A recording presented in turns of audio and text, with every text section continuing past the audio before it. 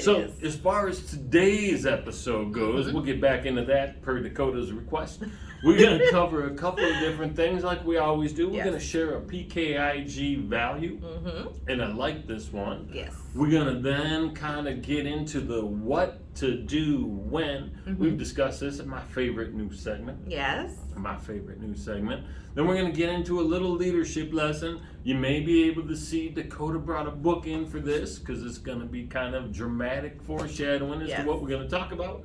And then we're going to get into Dakota's favorite spot, and she already alluded to it. Oh, yeah. It's the spotlight, people. people. Terry, look, I'm doing it good Look now. at you, got it. Ooh, I got it. Back to slow rotation. Oh, look at that. I finally got it. Episode 8 in. I finally got it. I got it. Like we know I think I was always just trying to do it too fast. That could be. That's what it was. Because I was rotating it. I was rotating it. Right. That's it. So let's start with that PKIG value. Yes.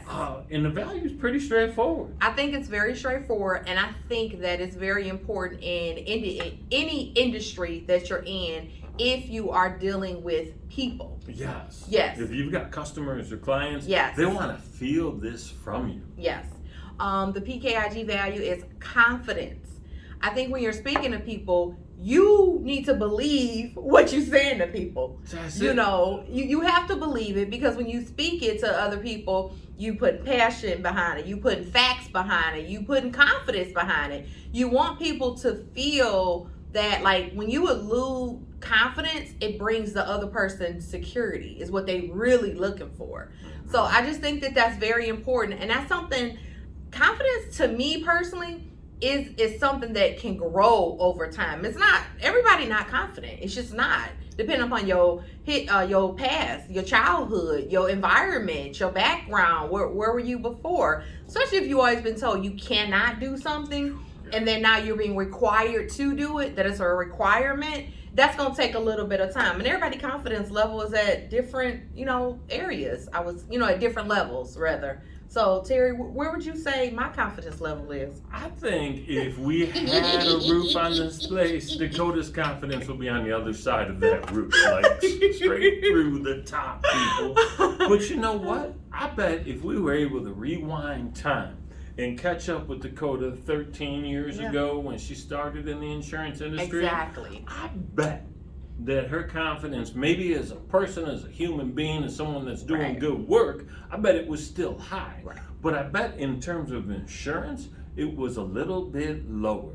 Right. And we talk about one of the PKIG values being practice. Yes. And practice and study and research and going through a whole mess of different experiences certainly builds confidence. It does. That's it. I think when you doing better, you do more, you like, you can't constantly just like being beaten down all the time. I'm like, oh Lord, this is hard. Those wins, when you overcoming obstacles, challenges, you working with a team of people, I think that builds your confidence. And plus, when your team kind of relies on you, depends on you, they look to you for guidance and for like, what do you think we should do? What, stuff like that. That builds your confidence. Like, I have to be, I have to show up for these people. I have to show up. That's it. Ooh, I like that. So when other people are reliant upon you, yes, you have to be more confident. To me, that builds my confidence. I was telling somebody else the other day, like, I feel like this. I don't know if it's true. It could be in my mind. When more people are relying on me, or it's a little bit heightened pressure, I feel like I perform better. Because I don't want to let other people down. I just don't. I think we need to be there and show up for the people that we care about. Whether that be your team, your family, your co-workers. I mean, just people, humans. I mean, just like, you got to show up sometimes. Present your best self. I love that. And I think that's right.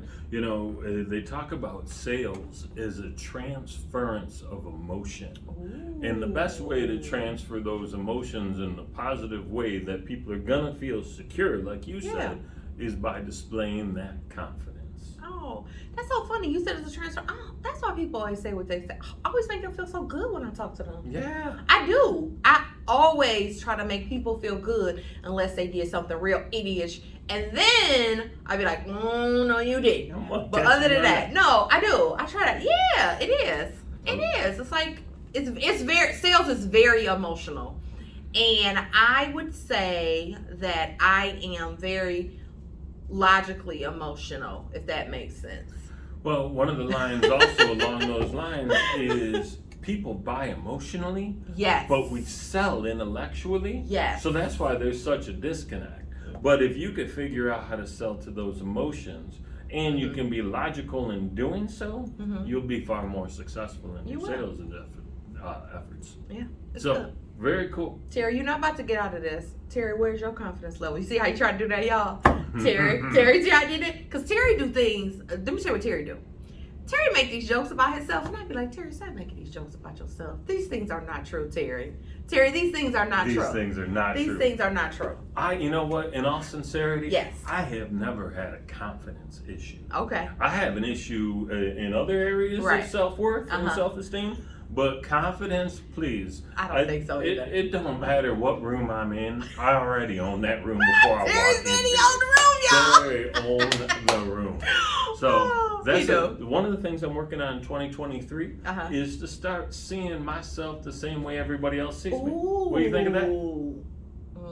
We're going to talk about that later. We just did something about that. How do others see you? They think or see you, but how do you see yourself?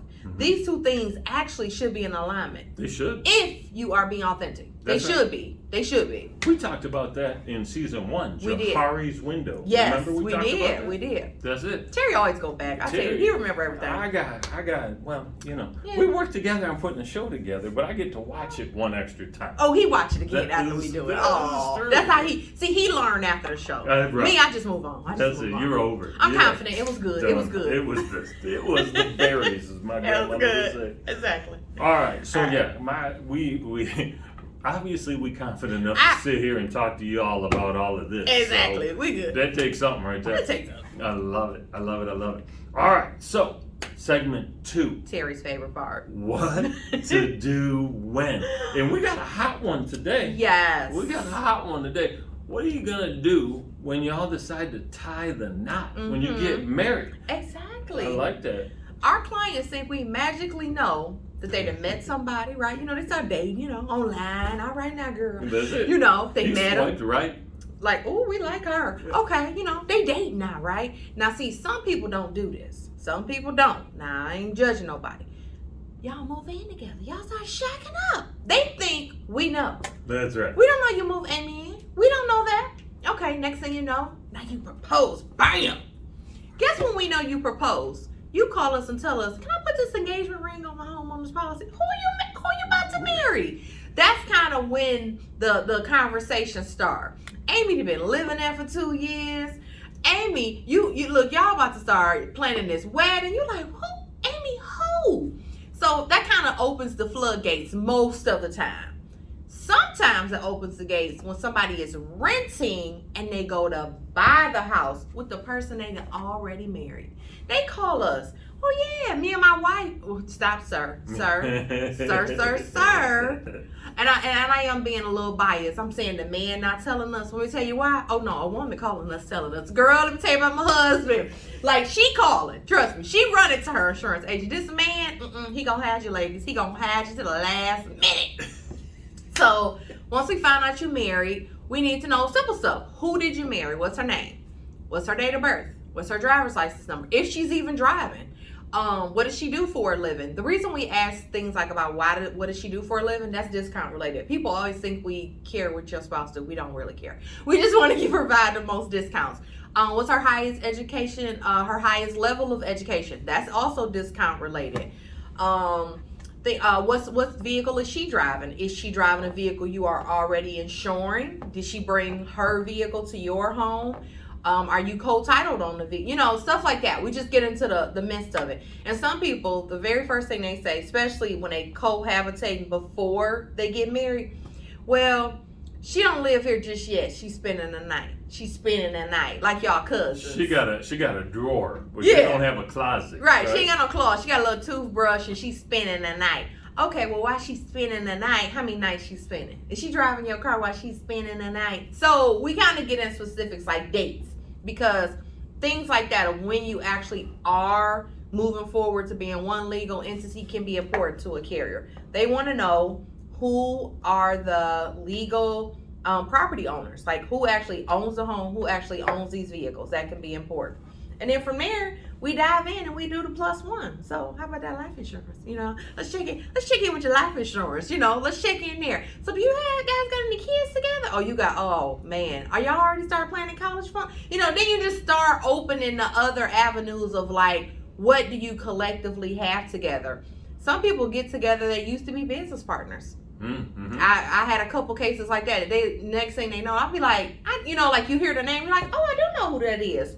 It was somebody they was already business partners with. So now we know that's one entity. Stuff like that. So it's just like, you know, provide us with information. We ain't saying tell us on your honeymoon, but you know, give us a little update. Tell us something. Call us. Call your agent. Or if you're going someplace cool and you want to pack us in a suitcase, we go with you. Just tell us. Yeah. It's always fun. It's exciting. It's fun. You know, and that goes back to another time. We had another episode about keeping your insurance up to date. Mm-hmm. You marrying someone is very important. You moving somewhere else with another person is very important.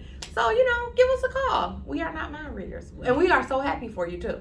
We're going to congratulate you. We are going to congratulate you. We're so happy for you. That's for sure. Yeah. That's for sure. So I think that's really important. Yeah. You know, and it's funny because I think we picked that topic to go with our spotlight. Yes, we did. Because he's recently married. He's a newlywed. He's a newlywed. That was August. 3 months. Yeah. I can't remember the exact date, but it was in August. Yeah, August. So we right there. Yeah. So if you want me to, I'm gonna say it through the spotlight. I got a grand announcement for the world. Don't worry about it. Oh. I don't think you know, Terry. Dramatic foreshadowing. Ooh, I like that. So we're gonna move along. You know what's funny? He just walked by. He did. He just walked by. His ears were burning. His ears were burning. Like, oh, they talking about me without mentioning me. So he wanted to come in and check it out. All right, segment 3. Yes. Here we go. We're going to talk a little bit about the leadership lesson, which is collaborate. Yes. We've got to figure out a way to work together, people. Yes. And here is why. When we get more people involved, and I'm not saying everybody or too many people, but the sum of the whole is always greater than the output of the one. Ooh. We are significantly better together. Yes. We can see things from different angles. We can have bigger and better ideas. Mm-hmm. We can make a lighter workload when we work together. I have a friend of mine that always says, more hands equal lighter workload, right? And that's a really important phase to look at. The other thing that's important is you probably get some different personality types. Yeah. When I work on a project, I'm always the gas, right? I'm like full force, let's go. It's always nice to have someone with you who's the brake, who says, did you think about this? Did you look at that? My wife should have been in risk management. Really? Oh man, yeah. She looks at everything. That's her good skill set. She's always looking at what's gonna go wrong. And I'm always thinking about what's gonna go right. And yin yang, you need that. You need that. And every once in a while it's good to be able to stop. Yes. Right? And start using what they call second order thinking, where you're not just worried about the first principle, but you're looking at all the different ramifications of what that first principle leads to. Like the trickle. Yeah, because like all of a sudden stuff gets broken and you weren't even thinking about it because you're only thinking about this is the way to go. Like tunnel like you got vision. Tunnel vision. Yeah. Terry, the thing you said, the saying you said, I always say the shorter version of that, many hands make light work. That's it. That's all the time. That's actually the same. Literally, many hands make light work. So, Terry, obviously, both of us have already been more so, well, maybe not all of us, but in some settings, we've always been part of like a team effort into doing things. And we recently, every single person in our company got a copy of this book. We were given it and we were to read it. They had some few workshops on it, and we want to kind of start living by these principles of the collaborative way. I thought it was really engaging. I thought it was helpful. They just got like a few things. Like the very first thing when you want to collaborate with people, you want to listen generously. Yeah. I'm telling you, once you read into that, like, what does that actually mean? Like, listen generally, it was great. Speaking straight. That was a big one. Being for each other. Honoring commitments. Acknowledgement and appreciation.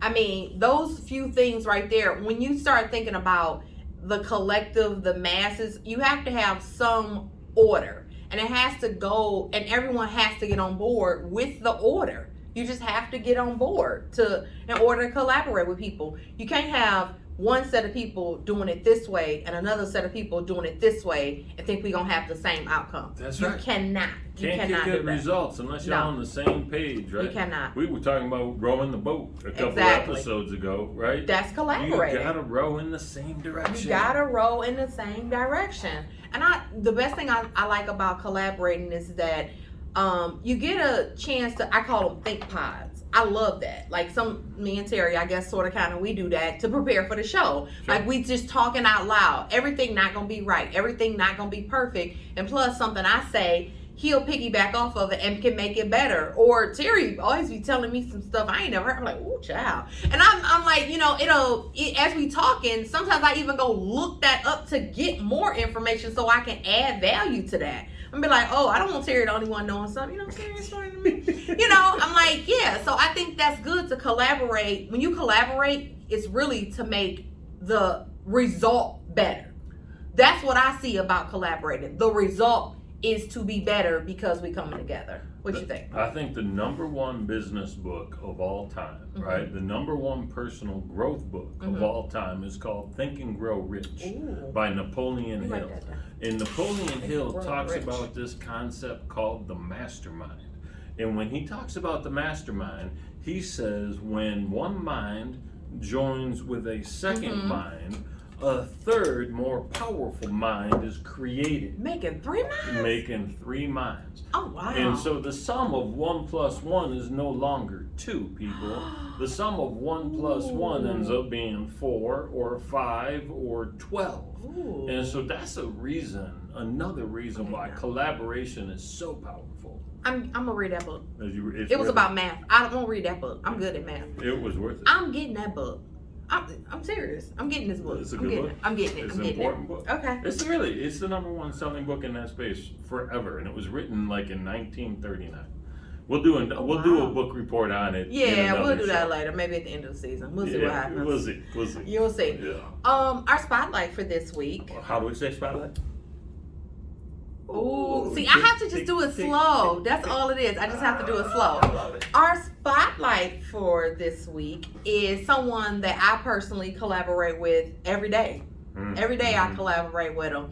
He is our personal lines lead. He helps with all the new hirees in regards to kind of showing them the ropes. And the reason is he is our eldest. He's our elder here. He's a senior agent. Literally. The most senior. He's the most senior sales personal lines agent in PKIG history. Actually, he is. He was the first sales agent that Phil, when he started his business, that is actually still here from the inception. Obviously, there were a couple more before him, but he's lasted. He's the longest standing. Long tenure. Long tenure, you know. He's just great. And when we were talking about getting married, that's him. Brai married his lovely wife, Sarah. Hi, Sarah.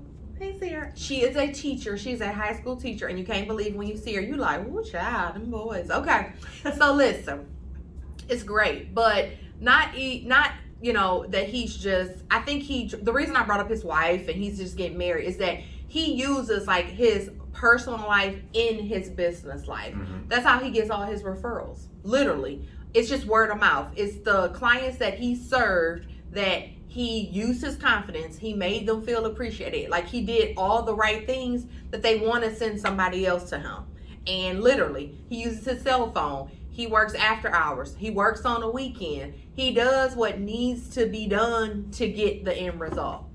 So I think that's important. I think you said it best, right? Serves clients. This Literally. dude, right? It would be real easy for him to say that's a service thing and turn it over to service. No. But he'll handle the majority of that work his own way, on his own time, with his own effort and knowledge.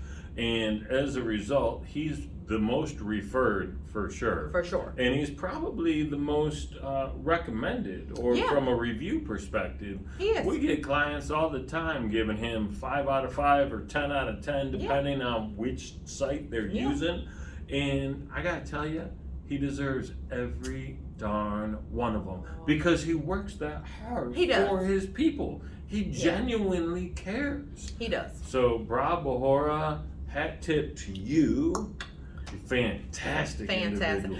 I'm gonna say one other part when you talk about business. Let's just be clear. Also, he's been here the longest. So what that also means? That means he got the biggest book. And I ain't want to talk about it, but that's true. I mean, of course, he gotta have the most clients, most revenue. You've been here the longest, Brai. Come on, man. Come on, Brai. But he also grows faster than everybody else too. I was just thinking that's something else. His growth is amazing, and I would say that he is very good at going back to our value. He tries to instill in newer agents that are just starting out. It's like, trust me, I was where you are today. These many, many years ago. Because Brai got a background in finance. Yeah. Like, he didn't want to be, he won't be no insurance agent. He wanted to be old sexy finance agent, He's a numbers dude. Numbers dude. So it kind of helps him. Trust me, it helps him. So we love him here. He's never leaving. He's trapped. Don't you even try to get away. You trapped with Sarah. You're trapped with PKIG. So don't worry about it. Don't worry about it. 360 degrees of trap, bro. Exactly. I love it. But we love it. He's a. I would say he is a very. He's one of the pillars. I mean, he's part of the leadership team here. So we wouldn't be who we are and have the culture we have without Brai, for sure. Totally agree with that. For sure. And he's the example. Yeah. He's exemplary. So, that's Brai Bahoura, people. And that is season 3, episode 8. Now, I want to try 2 things before we wrap up. Okay. One, I want to do what we said we might do at the beginning. Okay. Where we do a preview of the show. So, if you're still watching, you're going to have seen this maybe twice.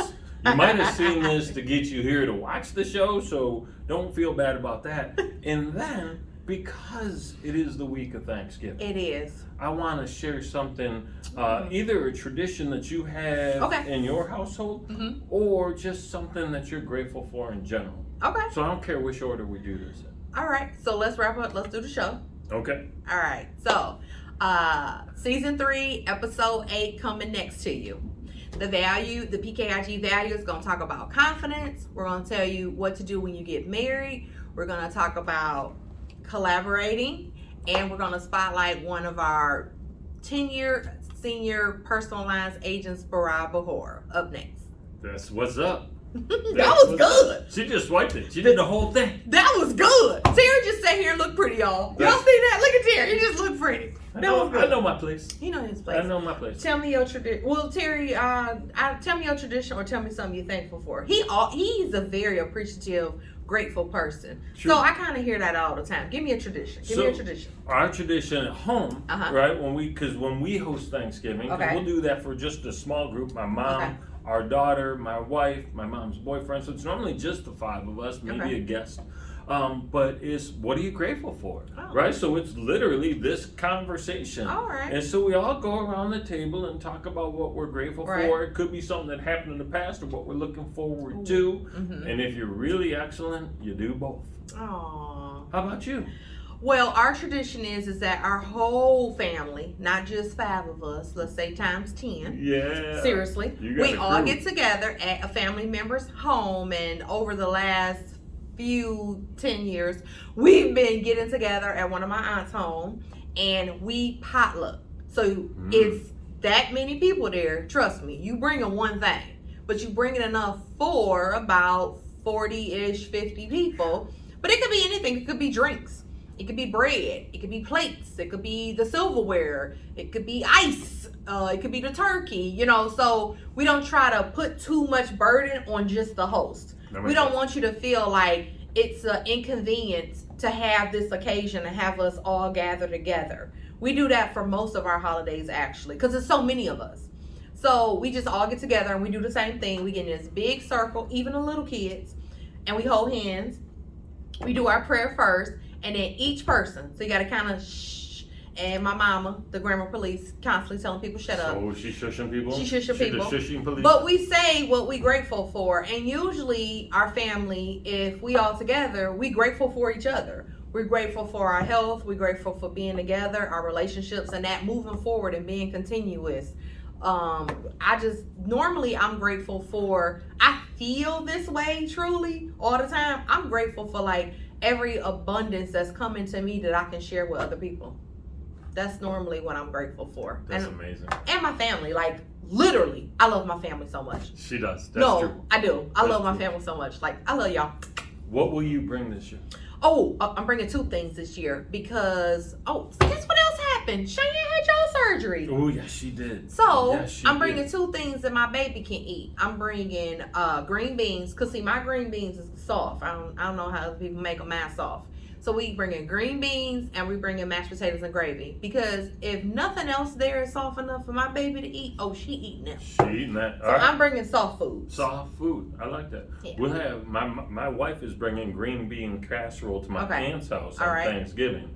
And then we're hosting that smaller thing on Friday. Okay. So, is green bean casserole soft too? It is pretty soft. Pretty but soft. They got some crispy stuff on top. Okay. Because you can scrape that off. Scrape that off. It's in there's like gravy and it's really delicious. I know it's different than green beans, regular green beans. Yeah, it's not just green beans. Yeah, mine I use turkey legs and stuff like that. Ooh, I like it. Never know, mine's some ham hocks in it too. Hey, tell us what your Thanksgiving tradition is and what you're grateful for. We'd love to hear. We would love to hear. And, Terry didn't give us an update. It's grown. It's grown? It's Oh grown. my God, I'm so excited. It Next went show, we're going to find out. It went up. But like and subscribe at the bottom. Share with a friend. Oh my goodness, I cannot wait to hear this. I know what our closing should be, Terry. With this? Yes. Yes. All right. We'll see you soon. Be well. That was good. It's the Dakota Show, ladies and gentlemen. Oh, look at Terry. Here we are. It's the Dakota I wash my Show. hair and everything, y'all.